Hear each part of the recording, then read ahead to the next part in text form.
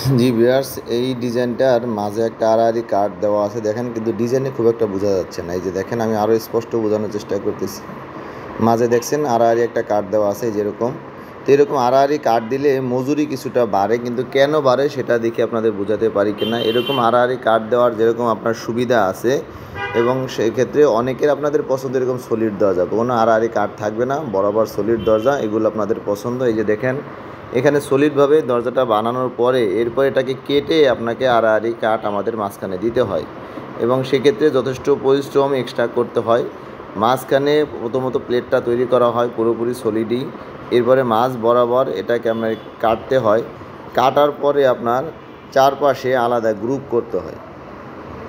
এই দেখেন, দুইটা আলাদা আলাদা প্লেট আমরা এখানে কেটে করে ফেলতেছি।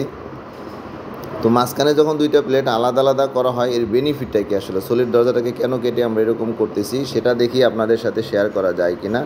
এরকম দুইটা প্লেট আলাদা করার পরে এরকম গ্রুপ করতে হয় চারপাশ দিয়ে, তারপরে মাঝের কাটটাতেও আমরা এরকম গ্রুপ করে ফিক্সড করে তারপরে দুইটা প্লেট একসাথে করে একটা সলিড দরজা তৈরি করা হয়। অর্থাৎ একটা দরজাকে কেটে সেখানে আবার মাঝখানে একটা কাঠ নতুন করে বসাতে হয়, এবং চারপাশে আপনার সমান করে সমান্তরালভাবে কেটে সেখানে এই যে দেখতেছেন চিকন করে একটা গ্রুপের মতো দরজার মাথা দিয়ে, সেটা আমি আরও স্পষ্ট করে আপনাদের দেখাচ্ছি। এই প্লেন করে চারপাশে কেটে ফেললাম, এরপরে আপনার গ্রুপটা করতে হবে চারপাশে। এই যে দেখেন, এই কাঠগুলোর সাইডে দেখেন গ্রুপ করা আছে, এরকম গ্রুপ করে তারপরে তিনটা প্লেট এখানে একত্র করে মাঝে আপনার কাঠটা আড়াআড়ি করে দেওয়া হয়েছে। এর সুবিধাটা হলো, দরজা অনেক সময় দেখবেন যে যেখানে লক লাগানো হয় অনেক দিন পরে, 4-5 বছর পরে, এই যে দেখেন লকের পয়েন্টটা অনেক দরজা দেখবেন যে চেপে গেছে, লকটা ঠিকমতো লাগে না, এখানে 1/2 ইঞ্চি 1 ইঞ্চি গ্যাপ হয়ে যায়। এটা হওয়ার কারণ হলো মাঝেই আড়াআড়ি কাঠটা না থাকার কারণে অনেক ক্ষেত্রে অনেক দরজায়, বিভিন্ন বাসায় আপনারা গিয়ে দেখবেন পুরাতন বাড়িগুলোতে 10-12 বছর পরে লকের জায়গাটা আপনার এরকম হয়ে যায়।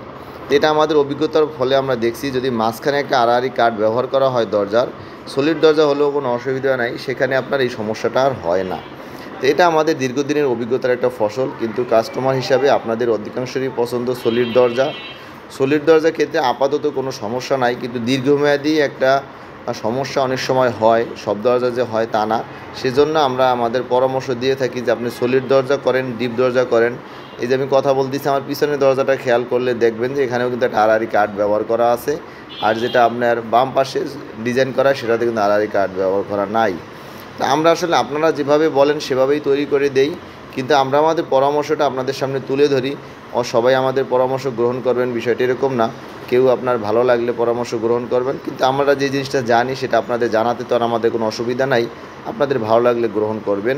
তো মাঝে যদি আপনি সলিড দরজাও তৈরি করেন, সেক্ষেত্রে আড়াআড়ি কাঠ দিয়ে সুন্দরভাবে আপনি নকশা করে বানিশ করতে পারবেন, কোনো অসুবিধা নাই।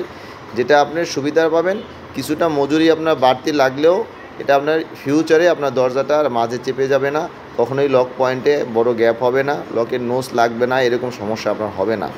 তাই যেহেতু আমরা বিষয়টা কাজ করতে করতে আমরা জেনেছি, আমরা আপনাদের সামনে তুলে ধরলাম।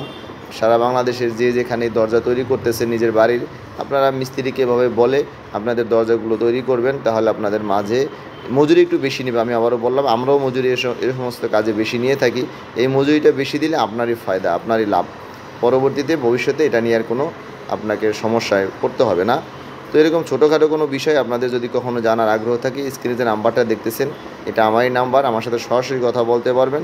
ভিডিওর শেষে হোয়াটসঅ্যাপ ইমো নাম্বার দেওয়া থাকবে, সেখানে কোনো কিছু লিখে পাঠালেও আপনার উত্তর পেয়ে যাবেন। আমি যদি কখনো কল ধরতে না পারি, পরবর্তীতে ব্যাক করে আপনাদের সাথে কথা বলার চেষ্টা করি। আর আমাদের এখানে কেউ আসতে চাইলে আমার সাথে ফোনে কন্ট্যাক্ট করে একটা সময় নির্ধারণ করে আসবেন। আমাদের লোকেশন ঢাকা মোহাম্মদপুর বসিলা ব্রিজের ঠিক গোড়াতেই, বসিলা পুরাতন সরকারি প্রাইমারি স্কুলের একটু আগেই হাতের বাম পাশে চিটাগাং ডোরবিলা সাইনবোর্ড দেওয়া আছে, এখানে এসে কথা বলতে পারবেন। আর দেশ বিদেশে অনেকেই আমাদের ভিডিও দেখে অনেকে অর্ডার দেন, দোকানেও আসেন না, ব্যাংকে টাকা পাঠিয়ে দেন। তো সবাইকে ধন্যবাদ জানিয়ে